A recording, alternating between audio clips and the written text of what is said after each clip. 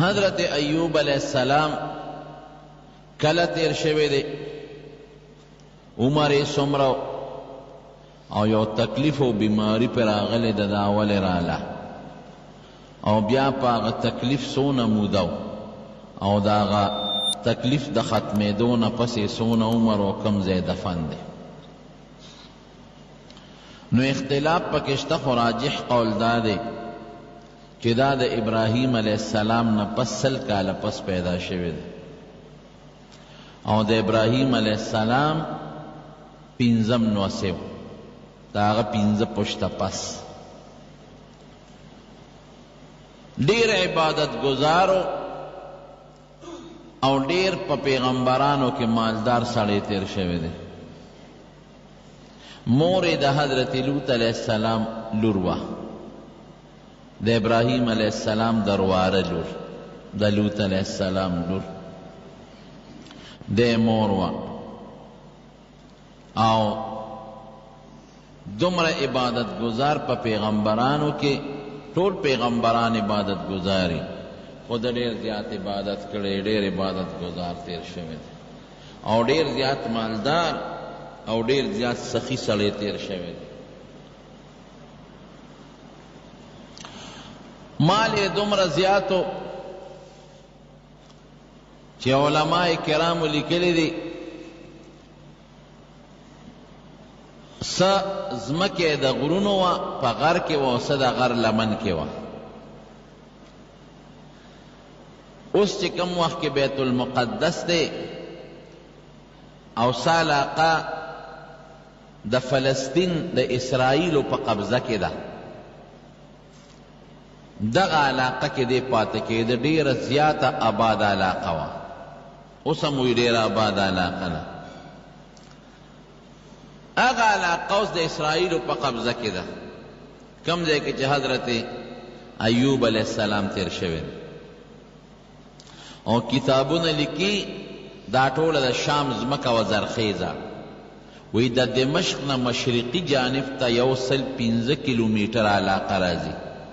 115 کیلومیټره، او ډیر سرسبز و شاداب غرونه دي او د غرونو درې دي، او ټول د زیتون بوټي دي په د زیتون، او د انګورو اونې دي پکې، باغونه دي غټ غټ اعلی، او قیمتی قیمتی فصلونه او قیمتی میوه اوس هم په هغه علاقه کې موجود دي. ځمکې څونه وه؟ علما لیکي وي 1500 قلبې یې وي، 1500، یو قلبه 2 غویان، نو 1000 غویان شو، او د هرې قلبې یو ځان له مستقل زمیندار مزدورو، نو اندازه ولګوئ چې 1500 قلبي وي نو ځمکه به څونه وي. عبدالماجد دریابادي رحمه الله یو تفسیر لیکلی دی، تفسیر ماجدی، هغه لیکي، او 7000 ګډې چیلې وي، 7000 او 3000 اوښانو، او 6000 ګډې چیلې او 3000 اوښان، او 1500 خره، او دا نیمه علاقه دا لاندې نشیبي علاقه وه د فصل د زراعت، او دا نیمه علاقه د غرونو درې وې او غرونو په هغې خشته خشته باغونو.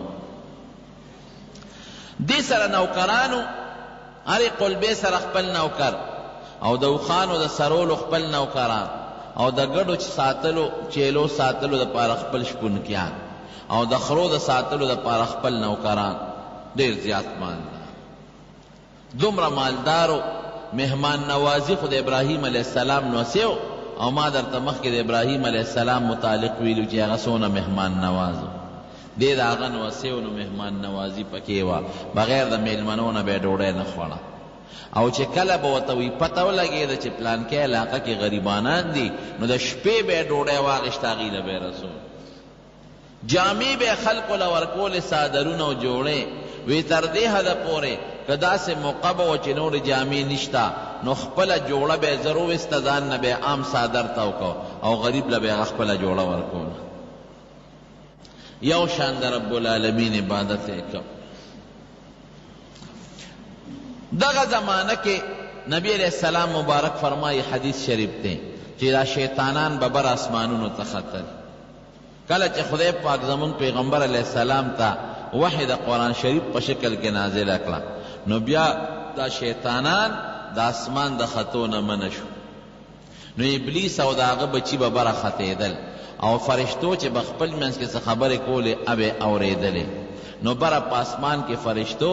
د حضرت ایوب علیہ السلام د عبادت ذکر کو، د هغې صفت یې کو چېرې ایوب علیہ السلام ډېر زیات عبادت کوي. ځان له عبادت خانه جوړه کړې ده، په هغې کې لګیا دی د الله عبادت کوي، روجې نیسي او منځونه کوي او ډېر زیات سخي سړی دی، سخاګانې کوي. نو شیطان د مسلمان په عبادت ډېر سخت غوسه کېږي، دله حسد راځي او دله بغض راځي. دا شیطان د انسان دشمن دی. قرآن شریف کے اللہ فرمائی ان الشیطان لکم عدو فاتخذوه عدوا، وی شیطان ستاسو دشمن دی، دیکھ ور خپل دشمنو گانے. دیکھ ہوئی چې سونه میں د انسانان دوزخیان کل چې اللہ و تا غصه کم ځکه زه خو د دې انسان د برکت نه جنت نه راشړلی شوی. دا رده کوشش دی او خدای پاک دل یو طاقت هم ورکړی دی، مضبوط طاقت. نو د بره د فرشتو نه د ایوب علیہ السلام صفت واورید. رونو ګورې فرشتې په دنیا کې چې څومره نیکان خلق دي د هغې صفتونه هم یو بل ته کوي او هغې سره مینه هم کوي. حدیث پاک کې راځي وایي چې کله بنده الله ته زیات ځان نږدې کي نو الله جبریل علیہ السلام ته آواز وکړي چې دا فلانکې سړی دی، د زه خوښ یم، زمام خوښ دی، جبریل ته م ورسره محبت شروع کا. جبریل علیہ السلام د اووم اسمان فرشتو ته اعلان وکړي چې فلانکي بنده سره د الله مینه ده، تاسو م ورسره مینه وکړئ. هغې م ورسره مینه شروع کړي. اووم اسمان والا شپږم فرشتو ته، د شپږم اسمان والا پنځم اسمان والا څلورم والا دریم، د دریم دویم او دویم لومبي اسمان یو بل ته اعلانونه وکړي. دا اوو واړو اسمانونو فرشتې دې بنده سره مینه شروع کړي. د فرشتو مینه څه ده؟ فرشتې خو تاله غاړه غټۍ نه راځي چې هرکلی درته وایي، او نه تاله میوې راوړي او نه تاله تحفې د هغه ځای نه راوړي. د فرشتو مینه دا ده چې د الله په دربار کې تاله دعاګانې کوي او ستا سفارشونه کوي رب العالمین ته. حضور پاک فرمایي وی بیا ثم توزع القبول له فی الارض، وی بیا دغه فرشتې راشي او د نیکانو خلقو په زړه کې دې سړي سره مینه پیدا کړي. د بدانو نه د نیکانو په زړه کې دې سره مینه پیدا شي. نیکان خلق وی لکه اپنان کې ډېر ښه سړی دی، د ده نه دعا غشتل پکار دی، د ده نه څه وظیفه غشتل پکار دی، د ده احترام پکار دی، د ده قدر پکار دی. نو قدرتی طور د شیطان دشمنی هغه سړي سره پیدا شي. چې د شیطان دشمنی پیدا شي نو د شیطان د خپلو ملګرو د فاسقانو ګندو خلقو په زړه کې رده بغض پیدا کړي. فرشتې لګیایي د نیکانو خلقو په زړه کې د نیک سړي مینه پیدا کوي او شیطان بالمقابل لګیایي د فاسقانو او فاجرانو په زړه کې د هغه سره حسد پیدا کوي. نو دا خراب خلق بیا د نیک سړي غیبت کوي، مړه دا پلان کې رو دی دا چل نو کړی، مړه دا چلې کړی، دا چلې کړی، دا کوي دا کوي دا کوي دا کوي. نو ګناهګار او بدان لګیایي د هغه بدو، شیطان خپل کار کوي. نو فرشتې دا د نیک سړي خبرې هم کوي او هغې سره مینه هم کوي. یو حدیث پاک کې راځي وی دا نیک سړی چې ښځه د دې نیک سړي خبره نه مني په دنیا کې او د نیک سړي سره د ده ښځه جګړې کوي، وی په جنت کې حورې لګیایي هغه الله خبروي. هغه حورې وایي ای ښځې قاتلک الله، خدای دې هلاکه که مردارې. دا سړی ولې خفه کوې؟ دی خو تا سره د یو څو ورځو میلمه دی، ان قریب به تا نه جدا شو مونږ له به راځي. د دې سړي دپاره جنت کې کوم حورې دی پې خفه کېږي او دې ښځې ته وله خیرې کوي. حضور پاک فرمایي نو دغې فرشتې لګیا او د ایوب علیہ السلام صفت یې کاو. نو د شیطان په زړه کې کرښې چې اوهو دا خو دیو نیک سړی چې فرشتې صفتونه کوي. دله خو څه چل ول پکار دی. دا شیطان څه وایي؟ وایي او عبادت به نه کوي، زړه مطمئن دی، زړه نه روغ دی، بچي شته، ښځی ده، اوه زامن او درې لوڼه وې، اوه زامن او درې لوڼه، او د دنیا جیداد او مال او خان او نوکران، نو دی به عبادت نه کوي؟ د ده د اعمال که نه وي دی د عبادت وکړي؟ دا خو خدای مال ورکړی دی، نوکران یې ورکړي دي، دا رته خدای والي چې د عبادت وکړي. الله سره بیا هلته مقابله شروع کړه. رب العالمین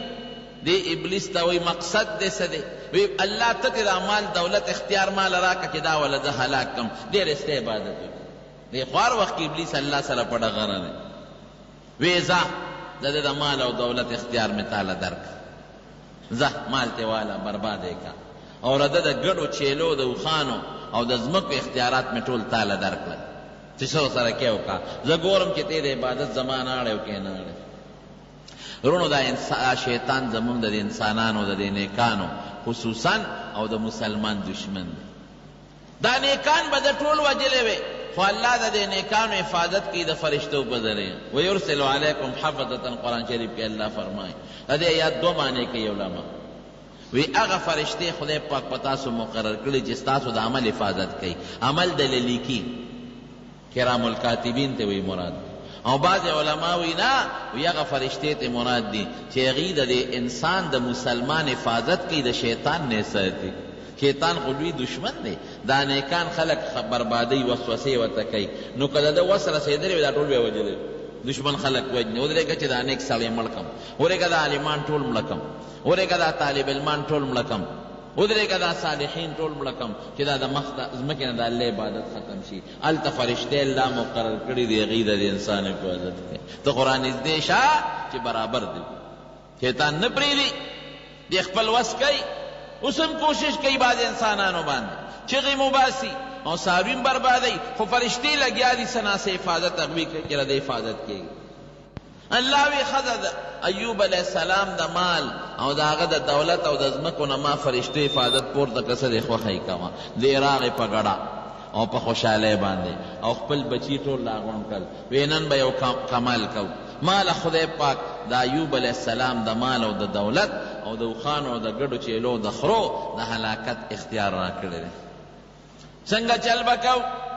چې د هر څه وله برباد کو، په ده د الله عبادت بند کو. یو بچی یې پاسېد، وی ما زما داسې طاقت دی چې د یو چغه وباسم چغه،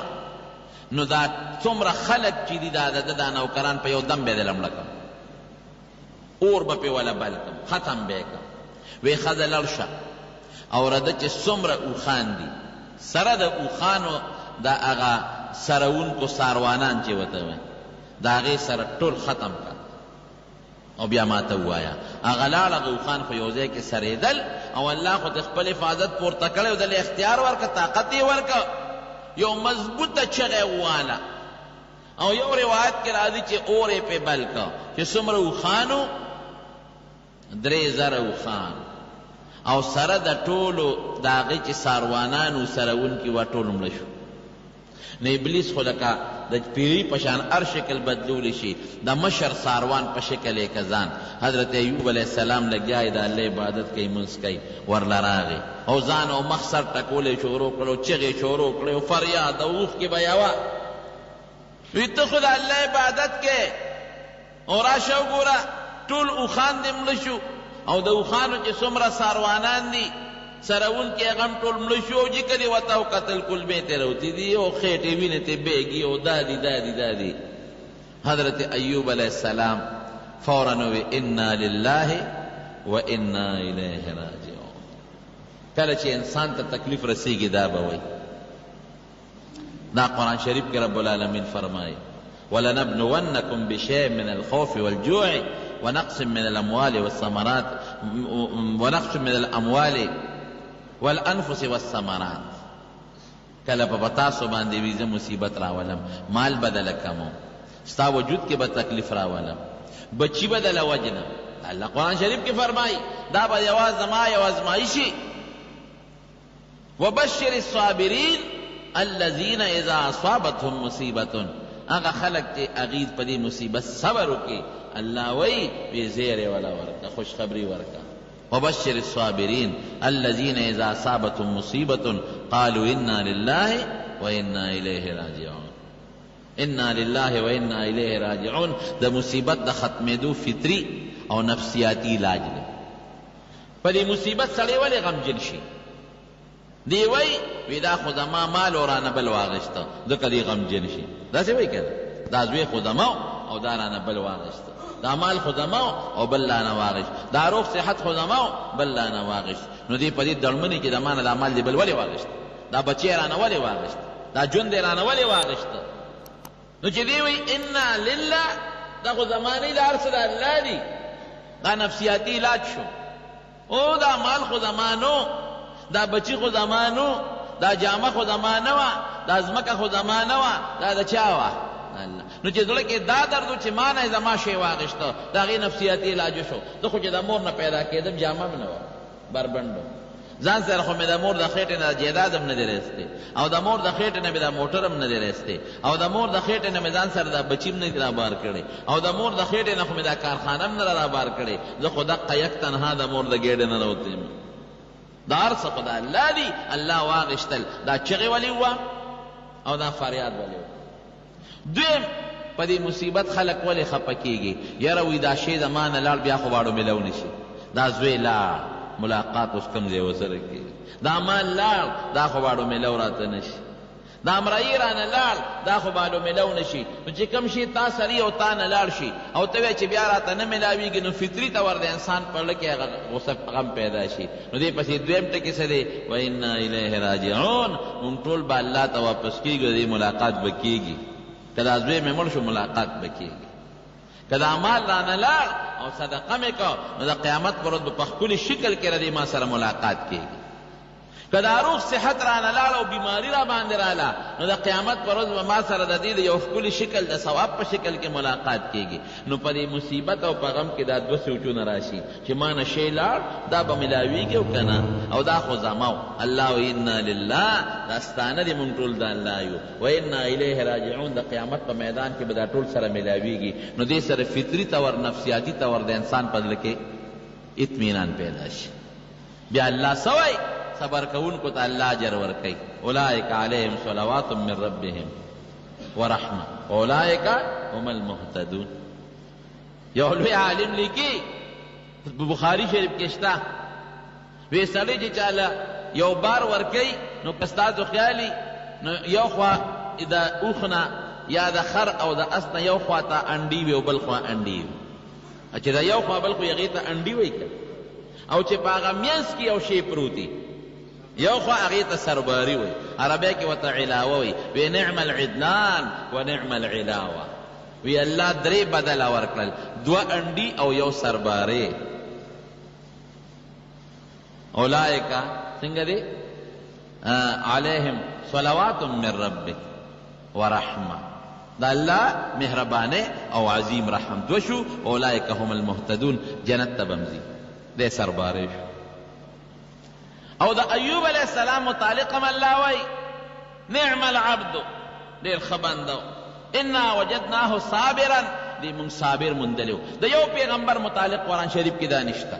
صرف د ده متعلق راغلی چې انا وجدناه صابرا الله وایي صابر موندلی صبر بهترین شی قرآن شریف کې الله وایي انما یوفى الصابرون اجرهم بغیر حساب بیان القرآن کې مولانا اشرف علی تانوی رحمه الله لیکلی دی وی د قیامت پر ورځ او شبیر احمد عثماني رحمت الله علیه په خپل تفسیر کې لیکلی دی وی د قیامت پر ورځ چې الله تعالی دا اجرونه ورکوي ثوابونه چاله به یو په لس ورکوي چاله به یو په شل ورکوي چاله یو په 200 او چې کم صابرین دي دوی چې راشي هغې ته به دونه اجر ورکړي چې د هغې څه انتها به ني بلکې یو روایت کې راځي دومره اجر به چې د هغې به وزن ته او طول ته مجد ني وایي به چې زه دومره شی مې درکړه چې وزن ته جیسې ته بې حسابه بې کتابه جنت ته نو په تکلیف او په مصیبت صبر ازمایش خو راځي په نیکانو راځي زما رونو حضرت ایوب علیه السلام ته چې څنګه دی ووې هغه سوی انا لله و انا الیه راجعون. زخه شوه د یو غم خلاص شو. سبم دا سوچ کو چې اوښ مې مړ شو او بیمار شو که نه، او اوښه چې ده نو دا لنګه شو بچی یې راوړو که نه، او په بچی په لنګانه کې مړه شو که نه، یو غم غوس شو. دغه بیا الغم اوزګار شم د الله تعالی عبادت ته څه نه اوزګار شم. شیطان چې خوا شو په سر یې خورې و، خو ما خو یې دی به خفه شي، هغه خو لا خوشحاله شو چې غم خلاص شو. بچی بیا راغونډ کړل، نه نه نه وایي درد لږ کمزوری و، لږ نور دل ور رسول پکار دی. یو بل پاسېد، هغه وایي ماله دا طاقت شته دی چې زه وله دا ټولې ګډه چیلې سره د دې شپونکیانو په یو ساعت اوس مړه کړم. وایي زه ورځه پې 2000 ګډه چیلې وې سره د شپونکیانو، او خرو چې پې ورغې هر څه یې دوړه کړل. راغی د هغه مشر شپونکي په شکل شو. ایوب علیه السلام بیا د الله تعالی عبادت کوي، په ځان یې راکېښود او سر مخ وهه چې بل څوک پې په چغو چغو به یې جړلي. ایوب علیه السلام خو ټینګ و، وی راشه که نه تو همغسې لګې خپل منځونه کې، او الله خو دغسې در پسې نښتی دی. مونږ خلک به څونه فریادونه کوو، کوټې غوندې تکلیف به څونه فریادونه کوو، الله نه بیا ګیلې کوو، او بیا الله له پیغورونه ورکوو. زه له لمونځ کوم او ته ما سره دا چل کې. ته څه پوهېږې؟ ته نه پوهېږې، الله پوهېږي. دا زمیندار چې لګیا دی او د دې بوټي خاختراشي کوي، خاختراشي، نو سړی وایي دا بوټي خراب که ګوره د بوټو نه یې غاړې ماړې ووالې، لنډې بونډې یې که. لیکن زمیندار دا کار د بوټي د فایدې دپاره کوي که نه کوي؟ ډاکټر چې تا له اپریشن کوي، ته خو ته چغې مې وې اوهو ډاکټر صاحب لاس مه پرې کوه او ګوته مه پرې کوه، او اپریشن دله کوي، هغه ستا ټیک ته تا له دردمن کوي دي، پیسې دې م لګوي، وینه م در نه وباسي، زخمونه هم در کې جوړوي، لیکن ته په خپله فایده نه پوهېږي، ډاکټر ستا په فایده پوهېږي. لیکن ستا فایده ستا خیر دی که دا ګوته پرې نه کړم، دا کینسر لاس ته ځي، لاس ته نه بیا پرې کېږي، ودې که دا ګوته پرې کول دله ښه دی. نو الله تعالی که دا بعضې تکلیف انسان له راولي، او دا بعضې غم راولي، بعضې مصیبت راولي په وجود کې، په بچو کې، په مال او په دولت کې، دقه مثال دی لکه ډاکټر چې ستا د څښا ګوتې علاج کوي، تا له اپریشن کوي، ته خو د چغې به وې، هلته کې پخوا چې به دا غاښونه وله ایستله، دا خلکو به غاښونه ایستل، اوس خو به ډاکټرانو وباسي که نه. پخوا چې به یې غاښ ایسته، د ما مخکې د یو بابا نه ایسته، هغه امبور یې ورته اړم کړ، داسې چغې یې ورته والې چې دا خپې به یې کله ترپولې او کله به په ځمکه ورته کېناستېده او کله به ورته اوچتېده، یو لوی غم یې جوړ کړی، او هغه کاکا ورته امبور اړم کړی په زور یې تېسته. اوس هغه خو چغې وایي او کنځل هم کوي چې بابا،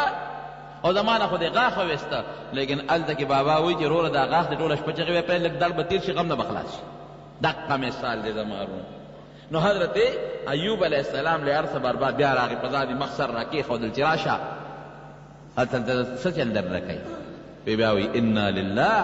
دا خو زما نه دی، الله دی، ګډې چیلې د چا؟ د الله، هر څه د الله، زما پکې څه، او دا ټول به مونږ الله ته پیش کېږو. زه به هم پیش کېږم زما د دې عمل چې دا کم عمل ما سره کم کېږي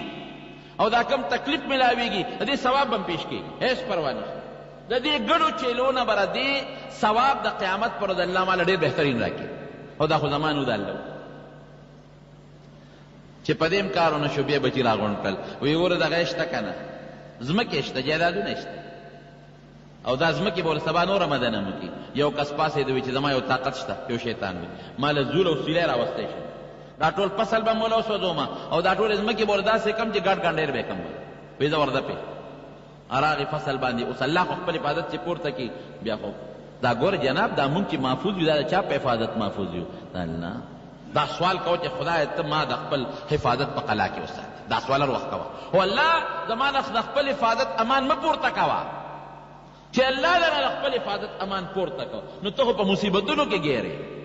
ګیر چاپېره سیلابونه دي، دریابونه دي، خړې اوبه دي درنه ګیر چاپېره، غنې ازغي درنه ګیر چاپېره، دا خو ته الله ساتي. صحبه ذل طوفان پہ راغی، فصلونه مسودېدل، او داسې طوفان راغی چې هغه چې کمې ځمکې وې هغې وله ټول خاورې او سیلابونه رالل، لکه څنګه چې دا مخکې سیلاب راغی دا ځمکې برباد کړی. او د بولډیزرې دي خلک اورې غږ مې بولډیزرې خو نشته، ټول پټیم برباد شو، پکې پول هم جوړ شوې، پکې شګې هم رالې، پکې سې اوم شلېدلې، ځمکې هم برباده شوې، او چې کم درې وې او باغونه ورسه لاړل جوړه شو. راغی بیا ایوب علیه السلام ته چې ورته راغی څنګه وی ته خو دغسې کوې عبادت، اوښان دې ملاړل، اسونه هم لاړل، غوان قلبې هم لاړې، ګډې چیلې هم لاړې ختمې شوې، خره هم لاړل ختم شو، او هغه فصلونه دې هم لاړل برباد شو. د مشر ناظر زمیندار په شکل کې راغی، بس زه یو بچ شم او باقي چې څومره پټي ورسه لاړل دوړه شو. دی بیا وی انا لله و انا الیه بس ښه شو غم خلاص شو د الله و الله واغشته د دې بدل ممال الله د قیامت پر ورځ په یو ښه شکل کې راکړي د بیا خپل میټینګ وکړ خپل بچي راغونډ کړل دا سړی خو د عبادت ته نه منې کېږي یو ما خو خدای سره مقابله شروع کړې ده لاړ الله له څه چل دی وکړه یو مونځ دې ختم کړه یو سجده دې پې بنده کړه الله وایي بچي شته ښځی شته زړه نه مطمئن دی چې د بچي مې شته بیا به نور مال پیدا کړو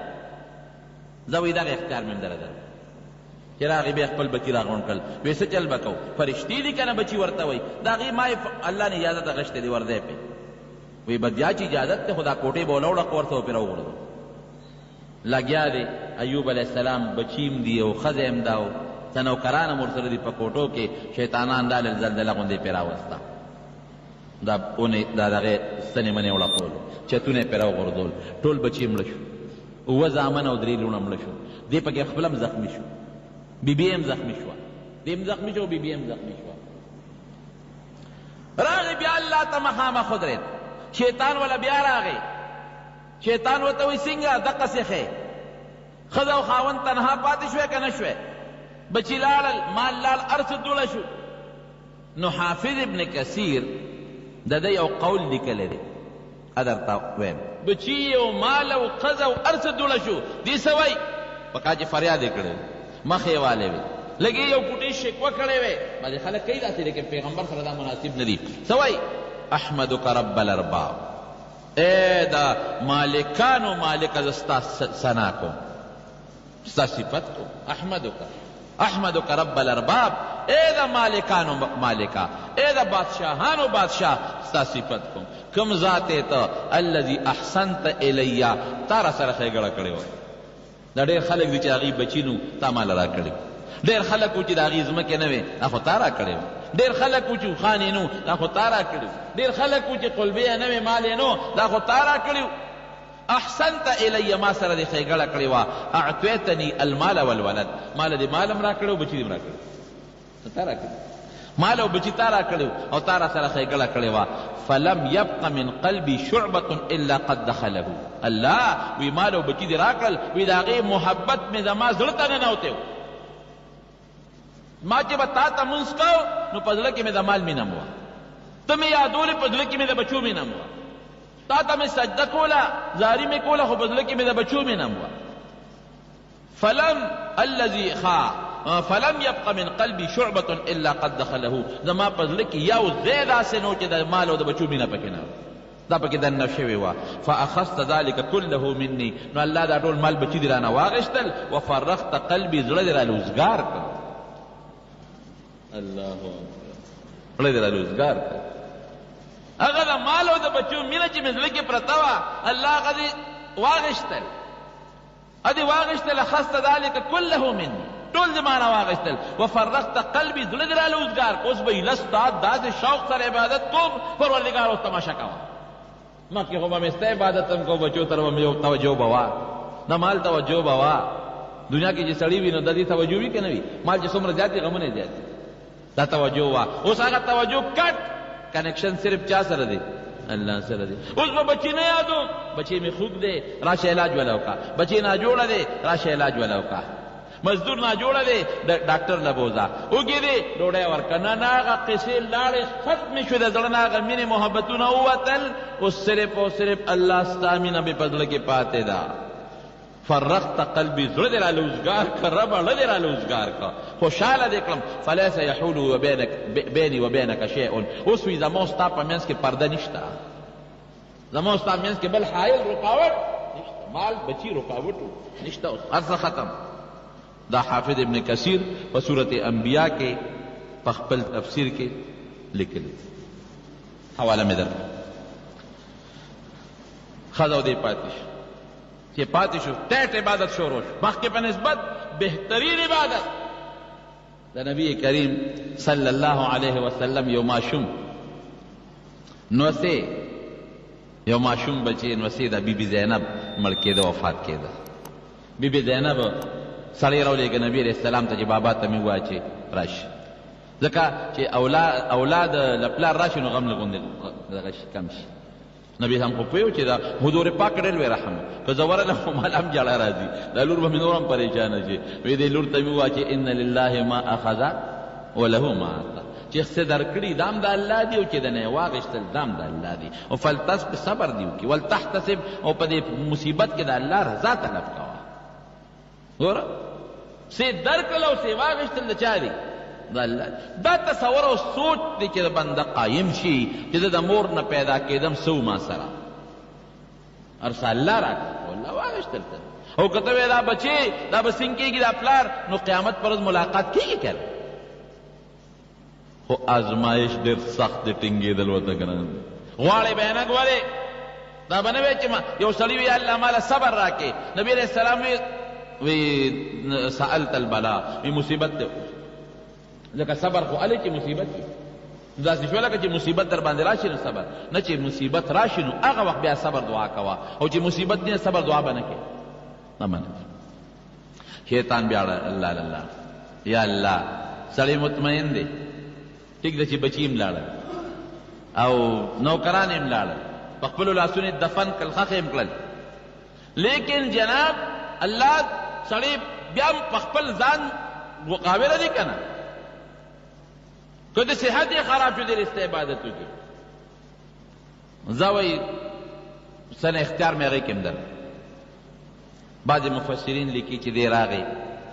او ایوب علیه السلام په وجود کې اثر د بیماری پیدا اوس ورونو په دې ځان پوهېږي بعضې بیماری د شیطان د ټونګې نه پیدا کېږي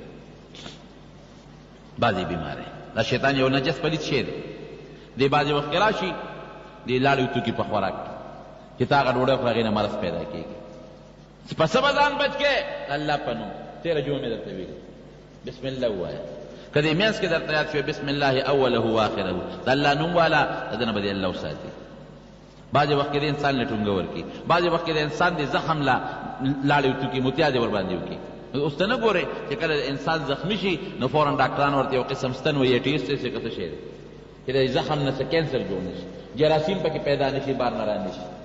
دقه رنګې دې کوشش کوي چې دا جراثیم په دې زخم کې پیدا کړي او په زخم کې څه تکلیف پیدا کړي نو شیطان ظاهري خپل کوشش کوي دا پیغمبر سره هم کوي او بنده سره هم کوي او پیغمبر ته الله ساتي او عام بنده چې دی نو اته کله خدای وساتي چې دی هغه بهتر کلمات وایي او که هغه بهتر کلمات د پیغمبر علیه السلام ونه وایي نو بیا دې ته نه ساتلی کېږي نبی علیه السلام مبارک فرمایي وایي چې کله ماښام بانګ وي ماشومان بار مه پرېږدئ ګورو دا دې کې فلسفه ده ماشومان به بار نه پرېږدئ چې کله پوره تیاره خوري شي نو که بیا وځي نو وځي دی ولې شیطانان دې وخت کې را خورېږي دې ماشوم ته نقصان بدله ورسوي ممکن ده دغه لږ ټیم کې د دې ماشومانو نه د الله حفاظت پورته شوی دی او شیطان راځي په دې زخم کې به متیازې درته وکړي لاړې به ورته وکړي جراثیم به روړي پکې ورته درته واچوي ډوډۍ کې به درته څه واچوي سپېمو کې به درته څه شی واچوي دې خپل لګیا دې خپل کوشش کوي ماسخوت څوک چې سار نه پاسي نبی علیه السلام فرمایي دا هغه سړی دی باله شیطان فی اذنیه چې شیطان په دې غوږونو کې متیازې ورته کوي خو چې څنګه شیطان نه ښکارېده متیازې مونږ ته نه ښکارېږي نو چې غوږ کې متیازې لاړې غوږ دننه زخمي دی څه به ترې جوړېږي مونږ ته خو د متیازې نه ښکاري خو چې هغه زخم ته شیطان متیازې ورلې نو خامخا بیماري به پیدا کېږي داسې مرض زیړی بیماری کینسر بیماری بله بیماری بله خطرناکه بیماری دا ډېر د شیطان دغه نه پیدا کېږي د مست یو قسم بیماری ذات الجنب ورته د پښتو بریخ په پښتو کې بریخ پیدا شي زمونږ د زنانه ورسره څه چل کوي د هګۍ زیړ راوالي معده چوک پې واچوي مثلا اوله په دې سینه باندې وتړي په دې پښتو وله وتړي هغې سره لږ په قلار شي ذات الجنب عربو به دې دپاره زیړ لرګې استعمالوي زیړ لرګې او مامیخ پخوا به دا په دوکانونو کې میلاوېدل ډېر بهترین شی دی خو زمونږ خلک اوس هغې ته توجه نه ورکوي یوناني دارو ته زمونږ خلک توجه کمه ورکوي حالانکه هغې کې ډېر لوی اثرات دي نو هغې به زیړ لرګې راواخېسته او زیتون په تیلو کې به یې سور کړه او مریض ته به یې په خوله کې وراړه نبی کریم صلی الله علیه وسلم فرمایي وی دا ذات الجنب بیماری چې دا کمه بریخونه دي وی دا د شیطان د ټونګې د وجې نه پیدا کېږي ډېرې بیماری د شیطان د ټونګې د وجې نه پیدا کېږي انسان چې کله پیدا کېږي حضور پاک فرمایي نو شیطان په دې تشي کې یو ټونګه ورکوي هر چاله یې ورکوي صرف دومره کار دی چې د پیغمبرانو الله دا هغه د هغه اثر نه محفوظ ساتي او نورو خلکو کې هغه اثر وردن نه ټونګه ورکوي هر چاله ورکوي ټونګه سره ورکوي بل اثر وردن نه کي ټونګه دیله ورکوي چې بیماری پکې پیدا کړي نو داسې د پیغمبرۍ سره منافي خبره نه ده راغی ایوب علیہ السلام غریب بیمار دلته بعضې خلکو څه غلطې قصې پکې وردن نه کړي وي په وجود کې چینجي وشو دا دروغ ده چینجي پکې وشي او بعضې وایي چینجي بیا را چې پرېوته بیا راغېشته واپس بیا په زخم کې ځان لا اچو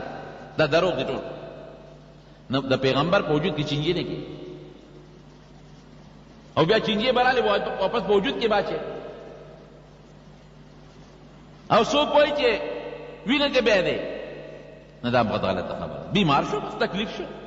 وجود یې رو رو ټپېده کمېده داسې بیماري پرې راله ممکن ده دانې پرې راختلي لکه پخوا چې په خلکو د عقل نه کې به راتلې چیچک دا دانې به راختلي بیماري به راغلي خو دې حد ته بیماري ورسېدله چې دې د ګرځېدو نه ووته د کار قصب نه ووت کار یې نشو کولی مزدوري نشو کولی قصب یې نشو کولی د ګرځېدو نه ووته یو جونګړه کې په خپلو پټو کې دال یو جونګړه جوړه کړې وه په هغه جونګړه کې دې یو بیبي یې دیرو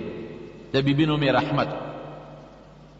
یا د بیبي نوم په دونه پورې راغلي ثابت دي تفسیر مظهري هم لیکلي دي او روح الماني هم لیکلي او نورو مفسرین هم لیکلي دي او دا پکې نشته چې وجود نه وینې بیا دی او خلکو ته کرکې کولې نفرتونه یې کول او یا چینجي پکې شوي او چینجي بیا راغېشتل او په وجود کې بیا اچول دا د پیغمبر د بیادبي ده د پیغمبر د شان سره مناسب خبره نه پیغمبر کې چینجي نه کېږي او نه پیغمبر خدای پاک داسې کوي چې خلک دې ته نفرتونه شروع کړي ٹھیک ده د دشمنانو بغض ورسري حسد ورسري بعضې خلکو به خبرې کولې چې وګوره څه غلطي ته شوې ده که نه خدای رانیولې ما خو درته وختي ووې چې د نیکانو خلکو متعلق ګناهګار او بدان خلک چې شیطان په زړه کې وسوسې اچوي نو بعضې خلکو به هم دا خبرې کولې چې غلطي ته شوې ده که نه بعضې خلکو به نفرتونه هم کول لیکن داسې چې چینجي پکې وشو دا دروغ دی ښه یا وینې به ځوې ورته بېدلې دا دروغ دی بهر کیف یو جونګړه کې دیره شو بیبي ورسره ده بیبي یې لګیا ده او خدمت محنت ولا کوي مزدوري کوي او دل هم راوړي او په خپله هم خوري جنابو څونه عمري بیماري وکړله دا یو کالو چې دا بیماري پرې راله او یو کال عمر او روح المانی کې د نبی علیہ السلام خاص شاگرد حضرت انس رضی اللہ عنہ حضرت انس روح المانی کې دا حدیث دا حضرت انس فرمایي چې 18 کاله دا بیماری تیر کړې او په دې 18 سال کې الله ته د جوړوالي درخواست هم نه کړې بیبي ورته وی یو ځل وی الله ته سوال وکړه چې الله تعالی دې جوړ کړي او ته څه وایي وی ما 100 کاله روغ صحت تیر کړی دی وی او یا کاله نو وی او یا کاله بیماری چې را باندې تیر شي نو الله پکار دی چې الله ته سوال وکړم روغ صحت او یا کاله او بیماری 18 کاله وی د شرمېږم الله ته نشم ویل مالا یاره او یا کاله چې د مزې کولې او بچی دې مو او مال دې مو ځمکې دې مو جایداد دې مو اسم نه او چې 18 کاله لا او یو ته خو نیمې ته هم نه رسېدلې بیماري راله نو اوس فریادونه کې لیکن علماء لیکلي دي دا حافظ ابن کثیر هم نور علماء هم لیکلي دي چې سترګې او ژبې محفوظ وو غوږونه ژبه سترګې باقاعده محفوظ په سترګو هم بعضې بیماري خو په سترګو راشي سترګې لندې شي بعضې په غوږونو راشي غوږونه کاڼه شي بعضې په ژبه راشي ژبه خرابه شي نه ژبه هم ښکلی خپل کار کوي چې د الله ذکر پې کوي عبادت پې کوي غوږونه خپل کار کوي خبرې پې اوري او سترګې هم برابر خپل کار کوي بس غوښه لاړه ختمه شو او ډانچه د هډوکو پاتې شوه کمزورې شو دومره کمزورې چې اوس د ګرځېدو د ناستې طاقت هم نشته دغه بیماري و بیبي یو ځل شیطان وایي چې راشه په کومه طریقه دې ګډوډ کړ شیطان د یو حکیم په شکل ده یو بوډا حکیم په شکل چې راغی څنګه ده پخوا به زموږ په دې وطن کې هم د حکیمان ګرځېدل بوډي به ورسره یو ځای کې کېناسته دا بیبي چې په کومه لاره تله دا بیبي یې ورله ته حکیم یې او یاره زما خاوند دا جونګړه کې پروت دی د هغې علاج وکړه ډېر سخت بیمار وی ښه زه به ولې علاج وکړم خو زما یو شرط دی څنګه دي پیسې به هم نه نه بلکل به ټیک ټاک شي جوړ به شم دا پوڼې والا دا والا ورکړه خو دا دي چې ته به دا وایې چې دې حکیم جوړ کړ دا به وایې چې دا د یقین جوړ کړ ولی چې د ما شهرت راشي شیطان خو پوره خبیث دی په الف لام ده چې د ما شهرت راشي او سبا نور خلک هم مال راځي دا به پیسې د نن عالم ته غریب او تا سره اسم نشته مزدور کار ځان دا غریبه کار مزدوری به کول او خاوند هم به څوک دی دله مفت علاج کوم خدا به چې د یقین جوړ کړ ګوره جوړون کې څوک دی الله ډاکټر خو در سره په علاج کې ډاکټر یې ما جوړ کړی په دروغ وې ډاکټر جوړول نشي کول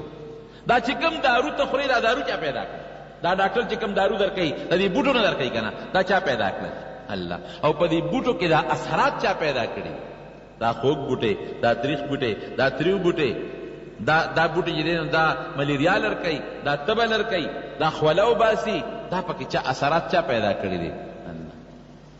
ډاکټر خو صرف هغه ته د خاصیاتو پته را چې په دې دارو کې دا خاصیت دی د دې بیماری او په دې دارو کې دا خاصیت دی دا ورته پته ده دا دارو چې خېټې ته ورشي دا دنه دارو په دې معده کې هضم شي او د دې بعضې اثرات دماغو ته ځي او د بعضې زړه ته ځي او بعضې رګونو کې د وینه ته جوړېږي دا نظام دننه څوک چلی ډاکټر چلی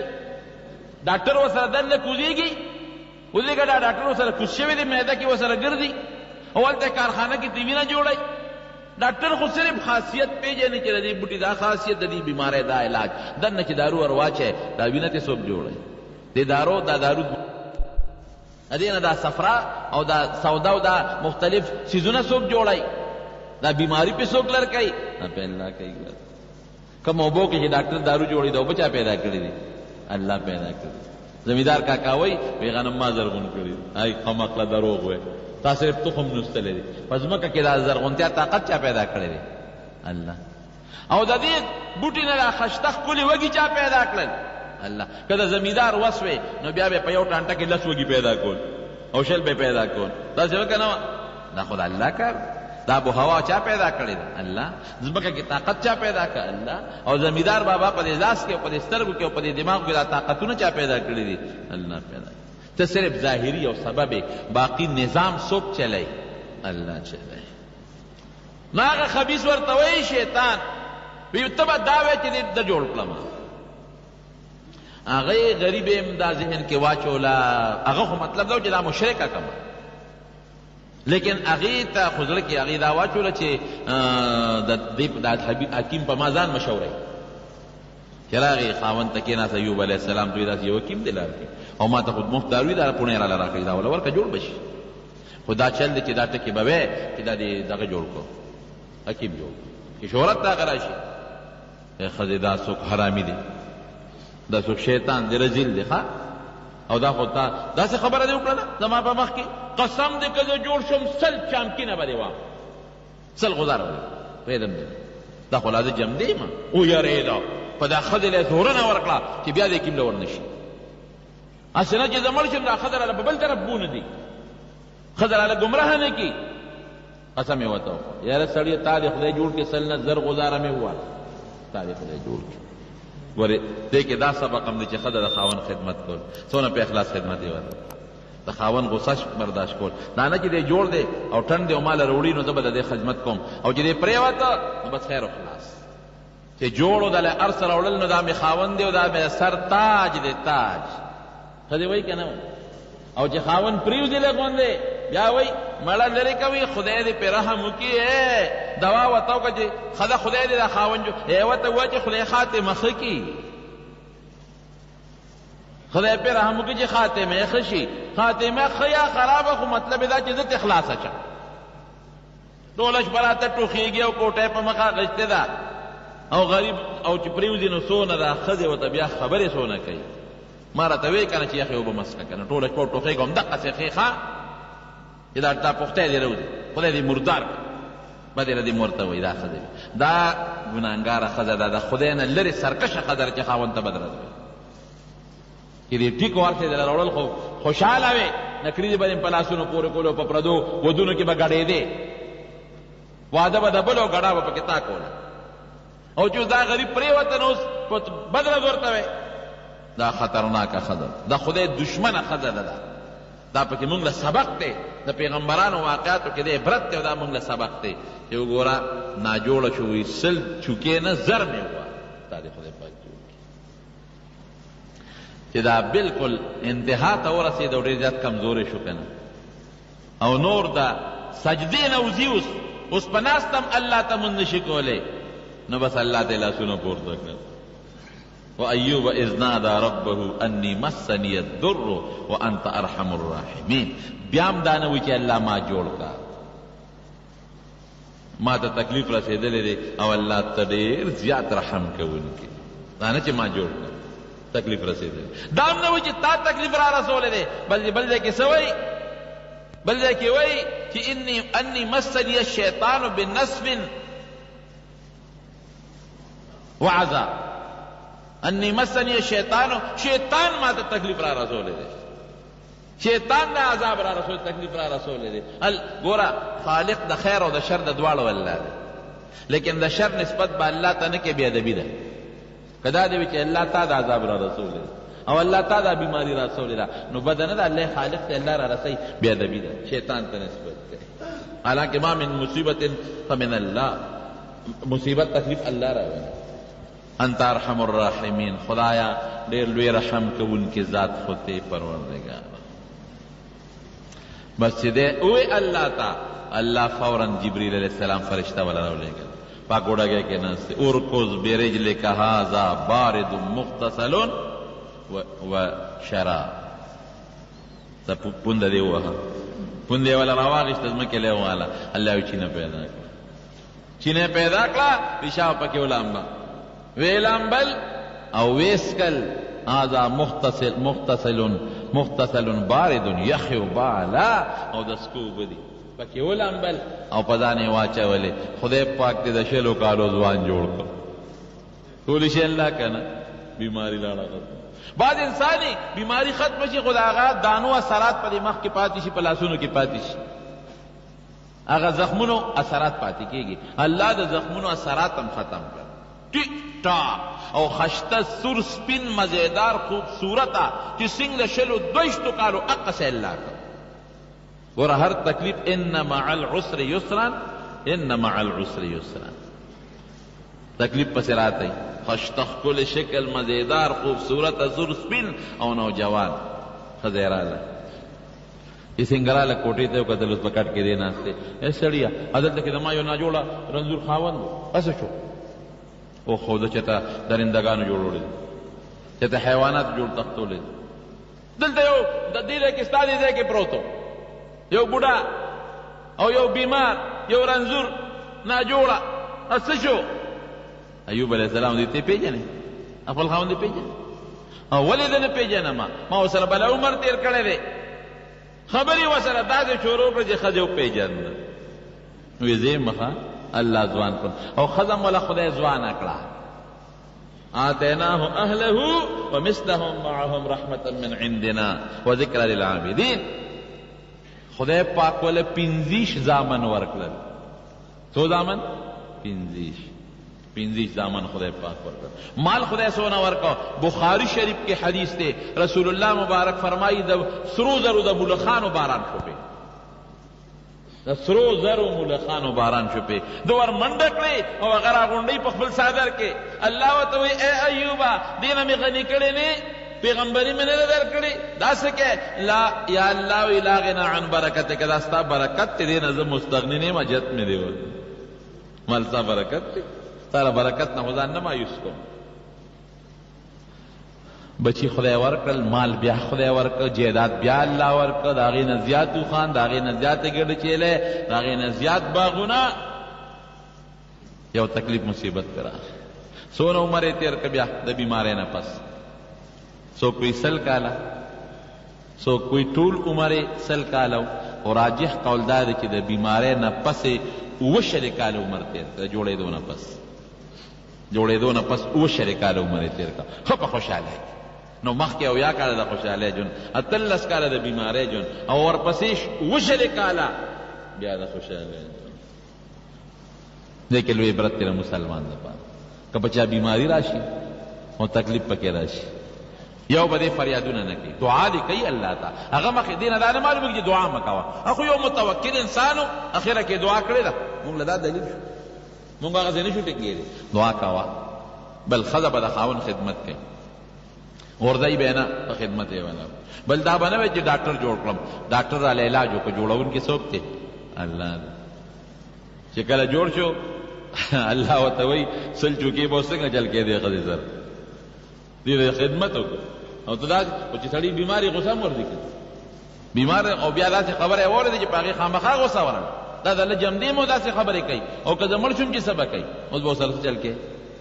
سل دورې خو چې دا ووایې سل چوکې او سل چامکې خدا ممړه شي څه به کې نبی کریم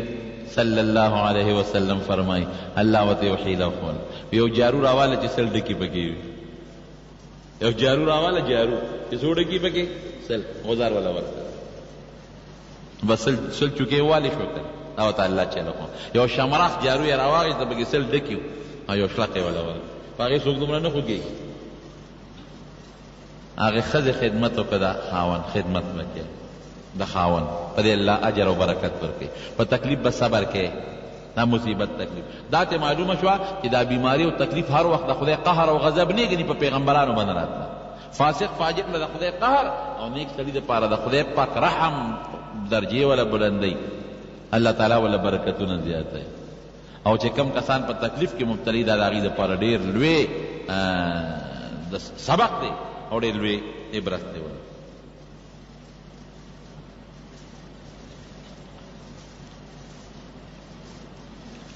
بهر کیف دا دغه دعا مې درته ویله د هغه مې دغه نه ویله نو بهر سے کیف دا الله تعالی په څلورو صورتونو کې د حضرت ایوب علیه السلام دا واقعه د عبرت لپاره نقل کړې ده او انبیاء کرام ټول د خدای پاک مقرب او نږدې مخلوق تیر شوي او د هغې واقعات دا زموږ دپاره لوی عبرت دی